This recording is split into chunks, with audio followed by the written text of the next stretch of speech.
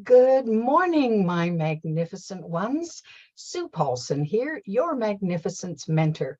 Oh, how fun it is to be back with you for another episode of Tea with Sue. I have my favorite teacup here. Favorite tea and life is grand. I got thinking about those old cartoons I used to watch on Saturday mornings. Now, we got a television set when I was 4. So Saturday morning cartoons were just the best, not only for my brother and I, but of course for my parents, because this was the one day of the week they got to sleep in. So they knew that if we were occupied with a peanut butter and toast and cartoons, life was good.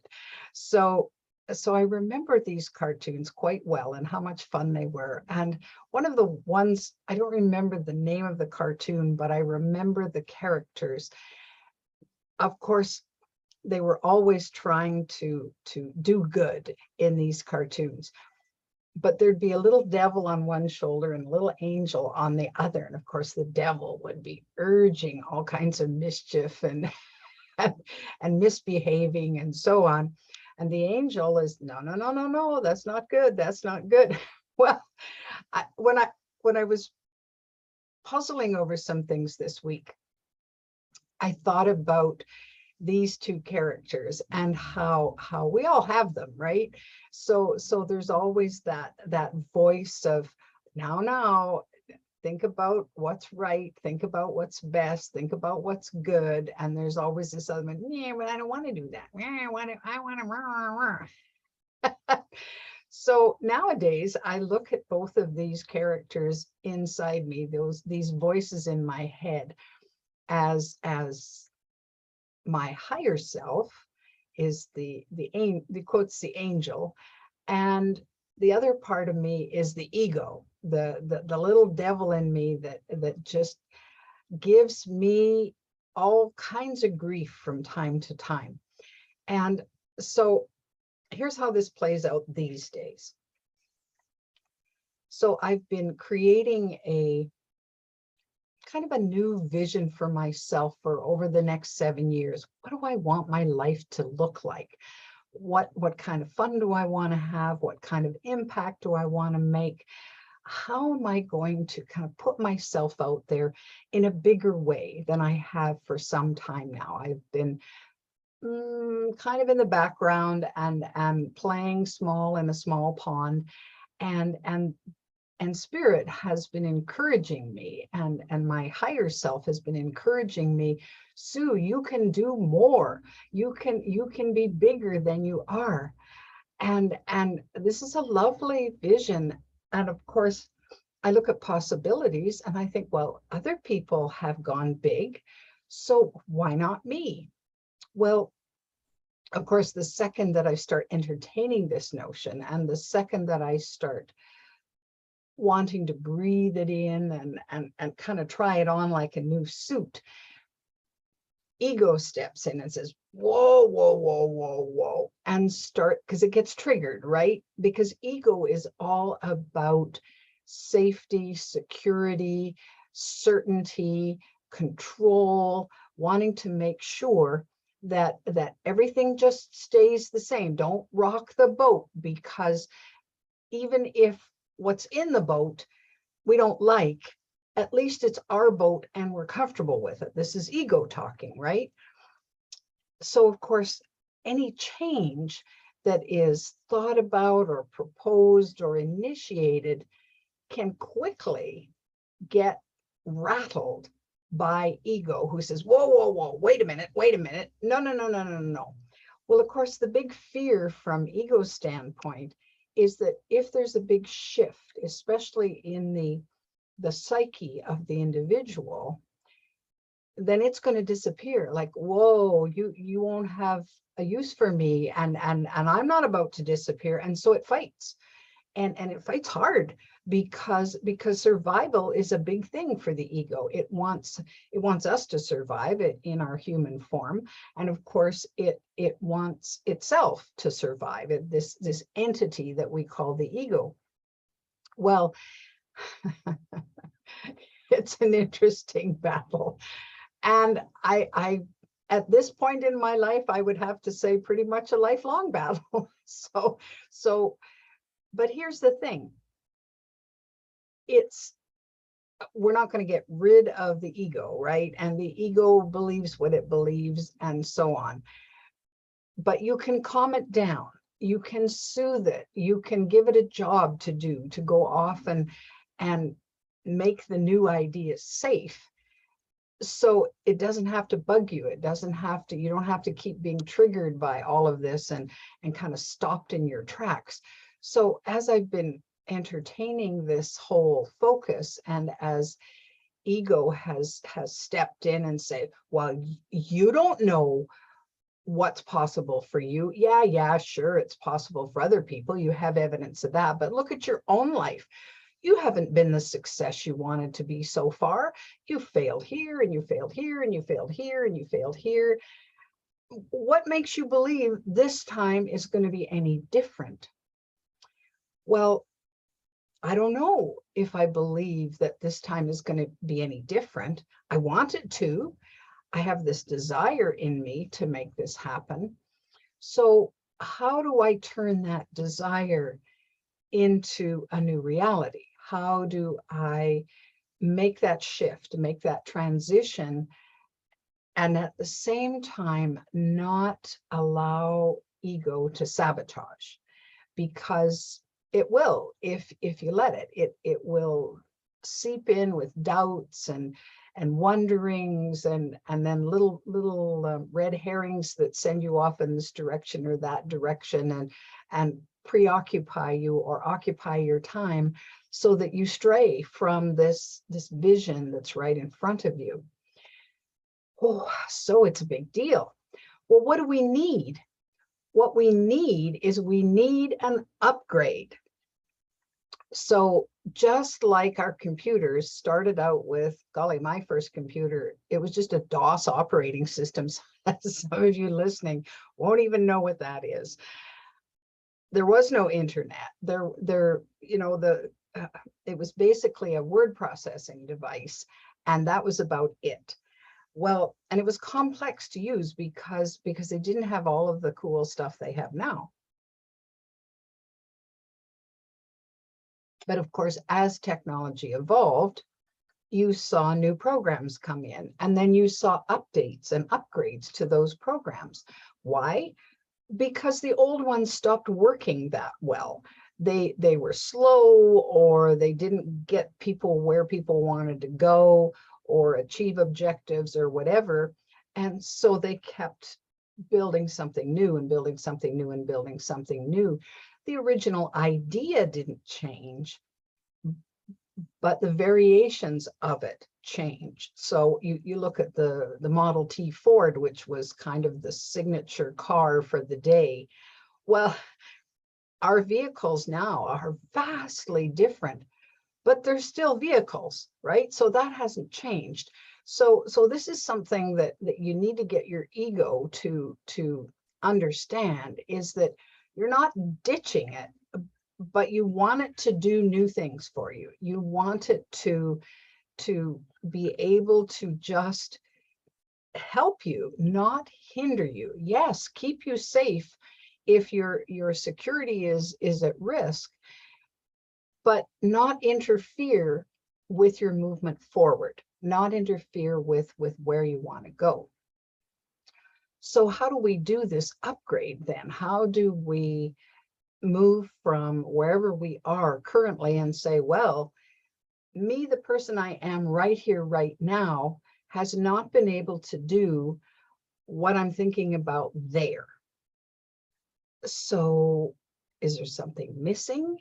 Is there something that needs to shift? Is it in my attitude? Is it in my focus? Am I still carting around old programs that no longer serve?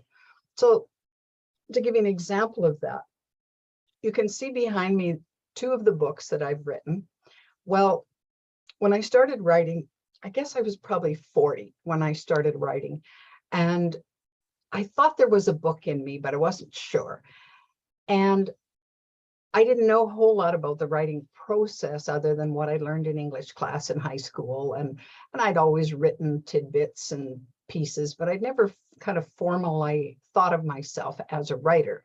And of course, in those days, it was very common to think of being a writer as the starving artist, right? That, well, you can't actually make any money as an artist, especially a writer, but you can write on the side. You can write as a hobby, as something you do for fun, and so on. And then if it turns into something, well, that's a bonus. But there was no great idea that you could actually make money as a writer. And certainly there weren't a lot of people doing it. Oh, there were people making money as writers, whether they wrote for newspapers or wrote books or whatever. I mean, down through the ages, there have been people who have made money writing books. But of course, the question is, can you make money doing that? And so that was mine to me. Well, I don't know if I can make money writing a book, and I better not count on it, because the evidence that I have up to this point suggests maybe not, even though I had visions of grandeur and being this widely acclaimed best-selling author with all kinds of publicity and royalties in my back pocket and so on. Well, I guess I could say I've had a modest success in that arena, and especially locally. But globally, no. Who is Sue Paulson? Who knows her? Well, not that many people. So, and that's okay, because I've been okay with it up till now. But what if I want to shift that? What if I want a whole bunch of people to know me? What if I want to sell thousands and thousands and thousands of books? Well, it's going to require, first of all, letting go of this starving artist's syndrome that I have in my head, this belief that came from somebody else. It wasn't my belief initially. It just got planted in my brain, and I took it on and said, oh, well, yeah, I get that's kind of the way it is. Look around, and you can't make money as a writer, blah, blah, blah. And so I bought the notion, but now I want a refund, right? I say, no. And at the very least, I want to take that notion and put it in the trash and say, that's no longer working for me. Not that it was a wrong notion necessarily. We don't want to judge, and we don't want to make things right or wrong, but is it working for you is a better question. If it's working for you, well, you hang on to it because it's important. But if it's not working, so in this case, that is not working for me. So I have a bunch of those kinds of notions, beliefs, attitudes, ideas, stories, you name it, that have filled my mind. And as a result, there's little room for this new vision that's I'm holding as near and dear to me now. Well, it's time to have a declutter here. It's time, just as you would clean out your closets and get rid of stuff you haven't worn for 20 years. And yeah, I know there's those old favorite comfy, holy t-shirts, but there's no room for new stuff. And so we clean it out, we give it away, we throw it away, we do whatever. Well, the same thing needs to happen in the mind, where we're willing to surrender the things that no longer serve us. Now, in that surrendering, because the brain is a pretty interesting part of us that doesn't let go that easily, because it's almost like it's hardwired in. But if we do an upgrade, if we replace that with something newer, something better, something that does serve, then the brain says, oh, new information. Oh, okay. Well, then when we hit that button called author, if I hit my author button, and it's like I Google it in my head. I Google my author button in my head. And instead of seeing, starving artist, yes, she's written some books, but nobody really knows who she is, and there's all that information. And I replace it with well-renowned author, has written several books that made the bestseller list and sold, you know, thousands of copies, translated into however many languages, you know, all of that.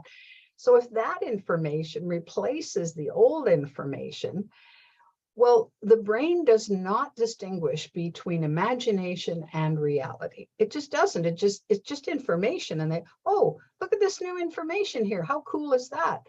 And then, of course, it's so fun how the universe transpires, or is that what the word I want? No, the word I want is, anyway, the universe weighs in at that point and says, whoa, you know, there's a little disconnect here between the way she was and the way she wants things.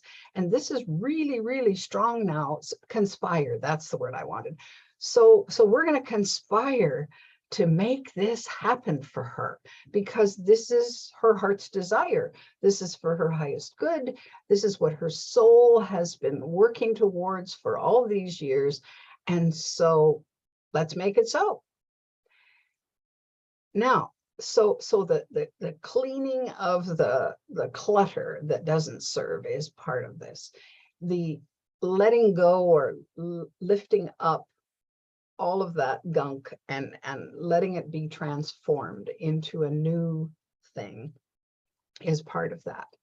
Well, then, of course, it's allowing the new to come in.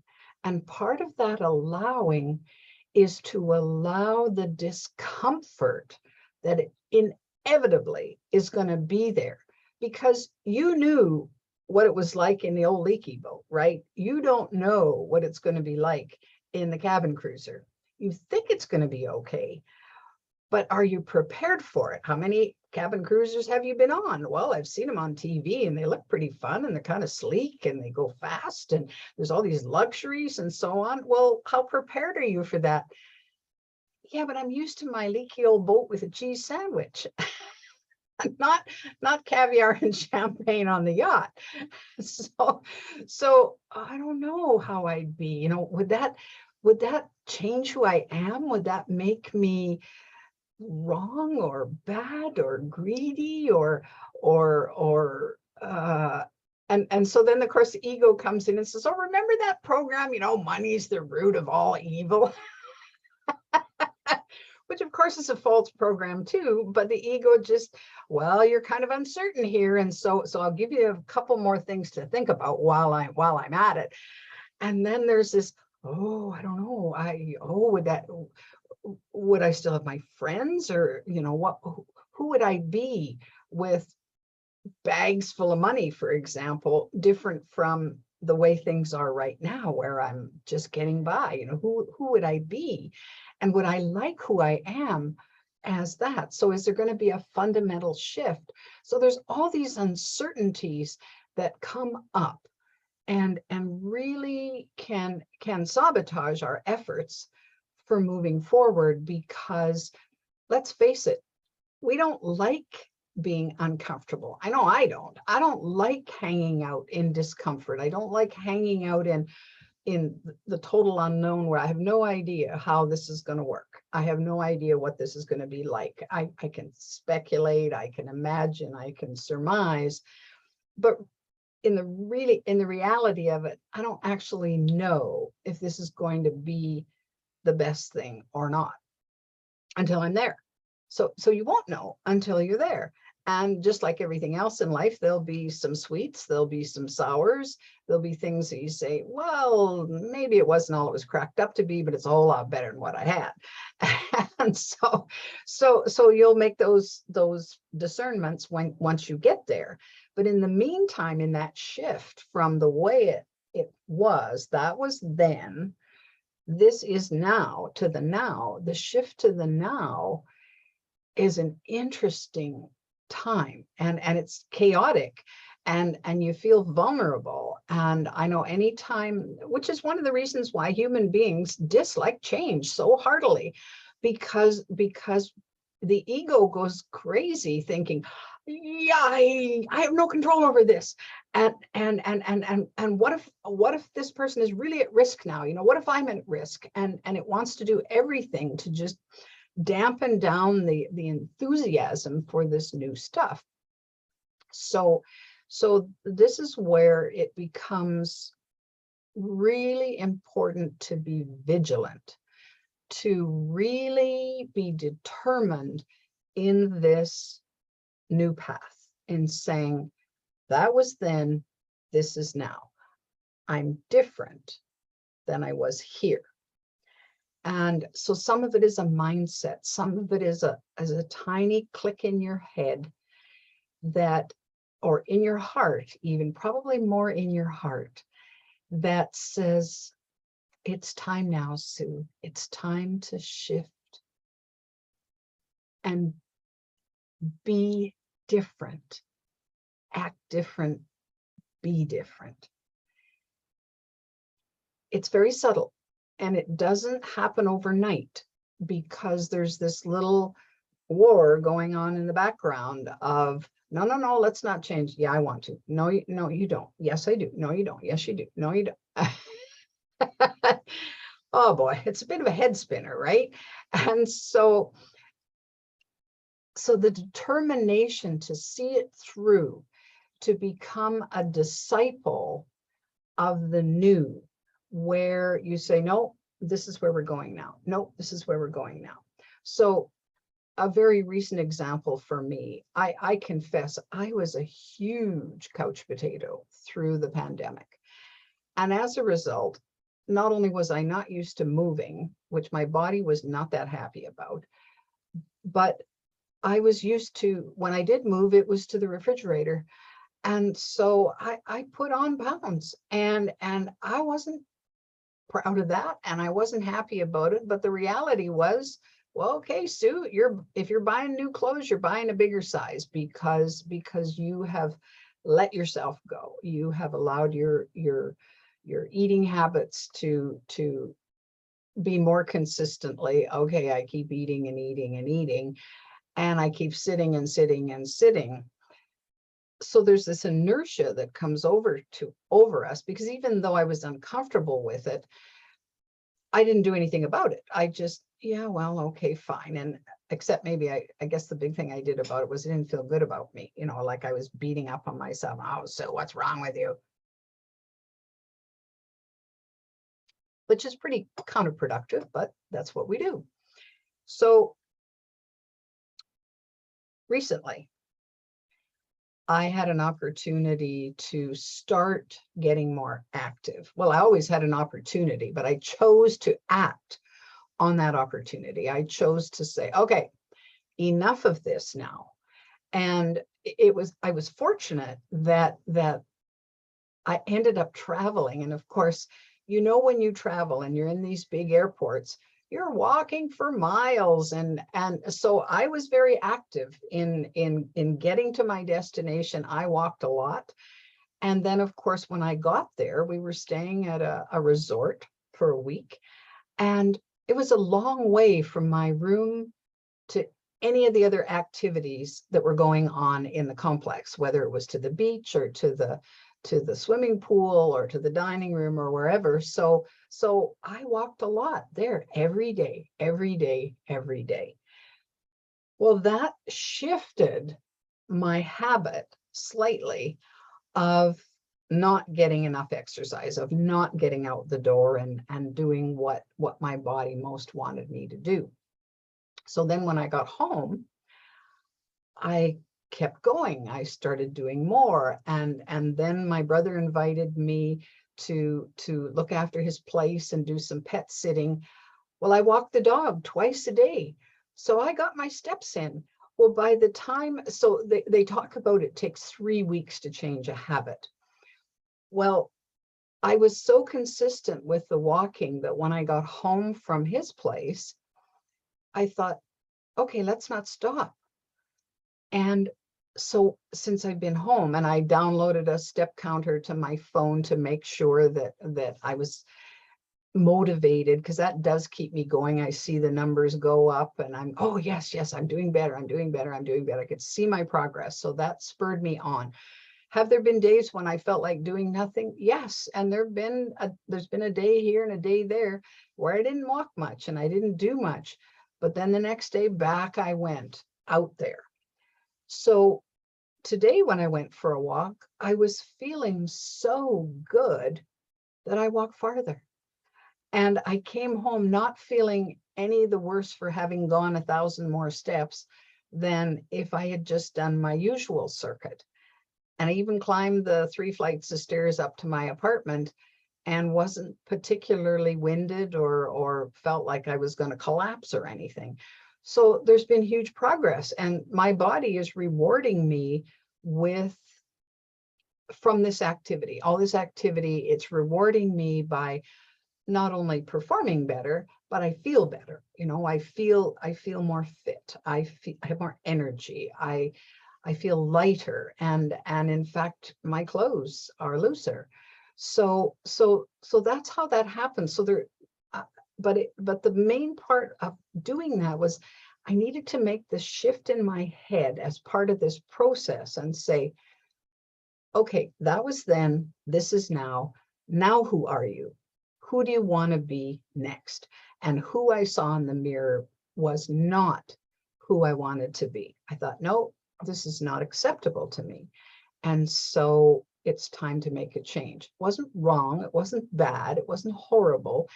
It just wasn't working for me. And it didn't fit my image of how I wanted to present myself, first of all, to me, and then, of course, to whomever else. I find lots of people are way more accepting of me than I am of myself. You might find that too.